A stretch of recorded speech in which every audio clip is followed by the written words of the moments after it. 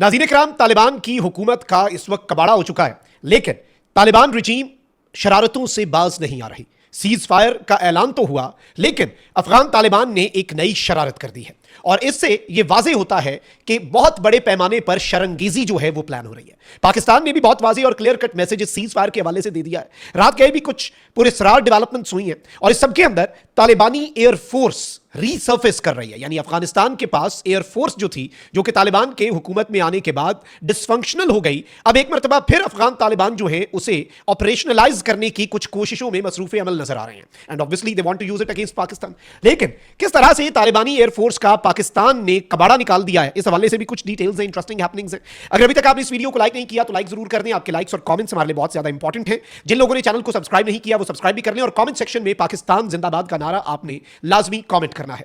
नाज़रीन इकराम, इस वक्त सूरत हाल क्या है, सबसे पहले तो आप सिचुएशन को समझें। पाकिस्तान के वजीर दिफा जो है उन्होंने पॉलिसी स्टेटमेंट दिया और जाहिर बात है ऐसे सिनेरियो में जो डिफेंस मिनिस्टर है उसकी स्टेटमेंट की इंपॉर्टेंस बढ़ जाती है। उन्होंने कहा कि अफगान तालिबान इस वक्त भारत की प्रॉक्सी बने हुए हैं। मैं नहीं समझता कि ये सीज फायर ज्यादा देर निकल पाए। अफगानिस्तान सीज फायर की खिलाफ वर्जी करता रहा तो हमें जवाब देना पड़ेगा। यानी मैं आपको पहले ये बता चुका हूं और कल रात ही मैंने आपको बता दिया था कि पाकिस्तान के सिक्योरिटी जराये को भी नहीं लगता कि ये सीज फायर ज्यादा देर टिकेगा। इस वक्त एक जानिब तो अफगान तालिबान के अंदर जो है वो एक खलीज पाई जा रही है, एक जानिब जो मुल्ला याकूब है वो है, दूसरी तरफ से राजुद्दीन हक्कानी और जो मकामी कमांडर्स हैं they are now acting on their own. वो किसी की डायरेक्शंस नहीं ले रहे हैं, वो रोग हो चुके हैं, वो रोग एलिमेंट्स बन चुके हैं जो कि पहले भी थे। तो जाहिर बात है कि ये सीज फायर ज्यादा देर टिकता हुआ नजर नहीं आ रहा और पाकिस्तान ने भी एक बहुत बड़ा डिप्लोमेटिक मूव खेला है और इस सबके अंदर हमें यह भी पता है कि अफगान तालिबान एक मरतबा फिर अपने जख्म चाटेंगे। वही 11 और 12 अक्टूबर की दरमियानी शब जो इन्होंने हमला किया, उसके बाद 5वीं दफा सीज फायर की जो रिक्वेस्ट की हमने एक्सेप्ट कर ली थी ना, तो फिर 14 और 15 अक्टूबर की दरमियानी शब इन्होंने क्यों हमला किया और फिर इन्होंने सीज फायर की रिक्वेस्ट की। अब पाकिस्तान ने इस दफा कहा है कि 48 आवर्स का ये सीज फायर है जो कि 17 अक्टूबर शाम 6 बजे खत्म हो जाएगा। उसके बाद हम दोबारा से ठुकाई का अमल जो है वो शुरू कर देंगे। लेकिन उस वक्त तक अफगान तालिबान भी बहुत कुछ प्लान कर रहे होंगे। लेकिन उससे पहले ये चीज समझनी है कि ये पाकिस्तान ने स्टेटमेंट बहुत वाज़ेह अंदाज में दे दिया है कि भाई हमने 48 घंटे का सीज फायर किया, लेकिन अगर हमारे ऊपर जंग मुसल्लत की गई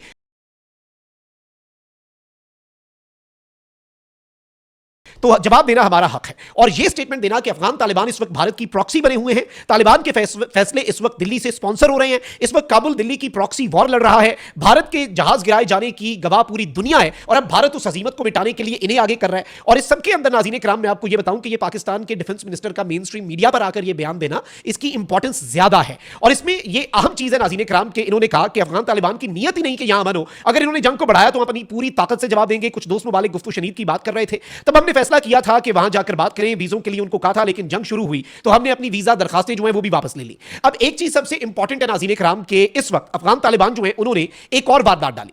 अफगान तालिबान ने और ज़बीउल्लाह मुजाहिद ने यह कहना शुरू कर दिया कि पाकिस्तान की रिक्वेस्ट पर हमने सीज फायर के ऊपर एग्री कर लिया है, but it is not the case. Pakistan ने क्या किया, ये इनकी शरारत है ना, ये पाकिस्तान को इश्ताल दिला रहे हैं और ये सब कुछ क्यों कर रहे हैं भारत की ईमा पर। 14 और 15 अक्टूबर की दरमियानी शब जो हुआ सो हुआ।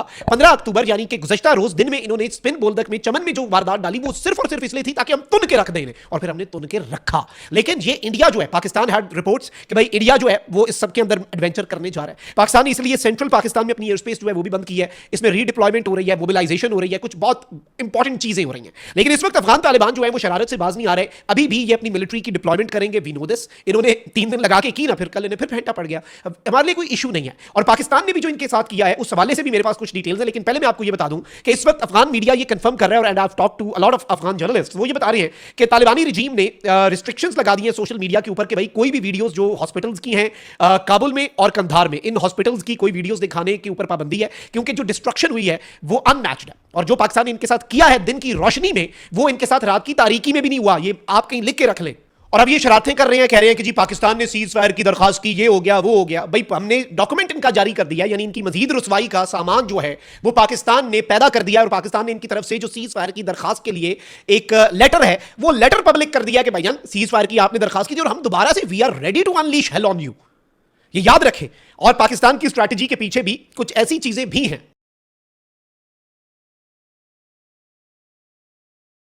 मैं आपको बड़े वसूख से ये बता रहा हूं जो मैं अभी आपके सामने नहीं रख सकता, लेकिन जो कुछ भी है मुझे भी सीज फायर का सुन के कोई ज्यादा अच्छा नहीं लगा था। मेरी कोई खुशी नहीं हुई मुझे, क्योंकि आई वांटेड कि भाई ये जो दहशतगर्दी हो रही है कम से कम फिनिश द जॉब। बट इसके पीछे एक बहुत बड़ी हिकमत है और पाकिस्तान जो है वो एक बहुत बेहतरीन स्ट्रैटेजी से चल रहा है और पाकिस्तान ने एक बहुत बड़ा मूव भी खेला है। अच्छा, इसके साथ साथ मैं आपको ये बताऊं कि कुछ रिपोर्ट्स तो ये आई कि पाकिस्तान जो है उसने फाइटर जेट्स के जरिए स्ट्राइक्स की, जो इनका इंटेलिजेंस चीफ भी उड़ाया और दीगर चीजें हुई। लेकिन पाकिस्तान जो है नाज़रीन इकराम, अब ये बताया जा रहा है कि पाकिस्तान ने जो कॉम्बैट ड्रोन्स हैं वो इस्तेमाल किए और पाकिस्तान के पास इस वक्त साउथ एशिया के अंदर सबसे डाइवर्स और लार्जेस्ट ड्रोन्स की फ्लीट है, जो कि प्रिसीजन गाइडेड म्यूनिशंस जो हैं तकरीबन 2000 पाउंड तक के वो ले जाने की सकत रखते हैं। एक तो नाज़रीन इकराम जो 1500 किलोग्राम से ज्यादा पेलोड वाला लॉन्ग एंड्योरेंस और स्टैंड ऑफ क्रूज मिसाइल्स लेकर जाने वाला ड्रोन है, अकिंची ड्रोन, वो पाकिस्तान के पास है। फिर इसके अलावा Chinese male unmanned combat aerial vehicle है जो कि BA-7 air to ground missiles लेकर जा सकता है और ये इसका नाम है विंग लूंग 2। फिर इसके साथ तुर्की का इंतहाई खतरनाक बेरफ्तार TB2 ड्रोन जो है जिसमें MAM-L और MAM-C म्यूनिशंस हैं और ये लाइट आर्मर और स्टैटिक पोजीशंस को निशाना बना सकता है। फिर इसके साथ पाकिस्तान के पास CH-4 जो कि चाइना का मीडियम अल्टीट्यूड ड्रोन है वो भी है AR-1 मिसाइल्स के साथ, जिसमें FT-9 और FT-10 गाइडेड बॉम्ब्स होते हैं। फिर पाकिस्तान के पास शाहपर 1, 2, 3, शाहपर 1, शाहपर 2, शाहपर 3 और बुराक, ये पाकिस्तान के अपने इंडिजिनस ड्रोन्स हैं जो कि बहुत लेवल पे, और बर्क लेजर गाइडेड मिसाइल्स हैं इसके साथ। और ये एक पूरा पैकेज है जो साइलेंट है, प्रिसाइज है, स्ट्रेटेजिकली डिनाइबल है और पाकिस्तान बेहतरीन अंदाज में कार्रवाइयां डाल सकता है। तो पाकिस्तान एयरफोर्स ने जो कमाल किया है कल के दिन में वो पाकिस्तान के ड्रोन्स ने किया। और याद रखिएगा the next stages of drones, और फिर उससे भी अगली जो है वो लेजर्स की है। खैर इन अफगानियों के लिए तो अच्छा इंटरेस्टिंग बात, हमने अपने बुजुर्ग फाइटर जेट्स जो है मिराज और उन्हें भी इस्तेमाल कर लिया और इनके लिए वो भी काफी है बाय द वे। अच्छा, अब हुआ ये नाज़रीन इकराम के अफगान तालिबान के बहुत से अकाउंट्स कह रहे हैं कि अब हमारी एयरफोर्स एक्टिव होने लगी है, हमारी एयरफोर्स एक्टिव होने लगी है। तो इस वक्त मैं आपको ये बता दूं नाज़रीन इकराम कि अफगान तालिबान जो है या फिर अफगानिस्तान जो है एज ए कंट्री, अफगानिस्तान के पास 2021 से पहले जब तालिबान आए उससे पहले कुछ न कुछ नाम याद एयरफोर्स थी, लेकिन अब इनके पास नाज़रीन इकराम इफेक्टिव कॉम्बैट डिप्लॉयमेंट कतन नहीं है। ये मैं आपको कंफर्म कर रहा हूं। और तालिबान की एयरफोर्स जो है नाज़रीन इकराम, जो इन्होंने गुज़श्ता हुकूमतों से इनहेरिट किया सामान, उनमें से भी ज्यादातर ये ऐसे ही इनके पास हेलीकॉप्टर्स थे जो इनके फाइटर्स उड़ाने के चक्कर में अपने क्रैश करा बैठे। और इसमें इनकी जो करंट कैपेबिलिटीज हैं अगर हम उसकी बात करें, क्योंकि देखिए हमें अंदाजा तो फिर भी लगाना चाहिए, इनके पास कुछ Russian made MI-17 transport helicopters हैं और एक स्मॉल नंबर जो है बताया जाता है कि US मेड ब्लैक हॉक और MD-530। इसके साथ साथ नाज़रीन इकराम इनके पास कुछ ट्रांसपोर्ट प्लेन्स के वाले से बताया जाता है। लेकिन एक्सपर्ट्स का ये मानना है नाज़रीन इकराम के कॉम्बैट एयर कैपेबिलिटी जो है वो अफगान तालिबान के पास बिल्कुल भी नहीं है। यानी ये लड़ाई करने वाली एयर कैपेबिलिटी, यानी फजा के अंदर ना सिर्फ अच्छा कुछ इनके पास उस टाइप के क्वाडकॉप्टर जरूर होंगे जो कि कोई भी हासिल कर सकता है, जो TTP के पास भी है, लेकिन उसके अलावा इनके पास कोई ऐसी चीज नहीं है। फिर इसके साथ ही साथ इनको जो एक और बहुत बड़ा चैलेंज दरपेश है वो क्या है, ऑपरेशनल चैलेंजेस हैं। इन्होंने चुन चुनकर 2021 में ये कंट्रोल संभालने से पहले अफगानिस्तान के पायलट्स को मारा था, ताकि देखें ये एयर कैपेबिलिटीज में मारे जाते थे। तो इन्होंने सबसे पहले वहां पे पायलट्स को मारना शुरू किया था। जब हम रिपोर्ट करते थे उस वक्त भी हम बताते थे। तो इस वक्त इनकी एयरपोर्ट जो है वो मुकम्मल तौर पर उसका ये मैं आपको कंफर्म कर सकता हूं कि भुरकस निकल चुका है, कंप्लीटली डिसफंक्शनल है। और कुछ सरप्राइजेस इन्हें मिले हैं ना, उन सरप्राइजेस के अंदर अगर ये कुछ कोशिश कर भी रहे थे ना, तो वो कोशिशें भी वी हैव जिसे कहते हैं nip the evil in the bud, तो उसे शुरू में ही रगड़ दिया गया। और इनकी एयरफोर्स जो है जिसका भुरकस पहले निकला हुआ था, जो कि ना होने के बराबर है, उसका कुछ हमारी तलात के मुताबिक मजीद भुरकस भी निकला है। अपना बहुत ख्याल रखें। अल्लाह निगहबान, पाकिस्तान जिंदाबाद।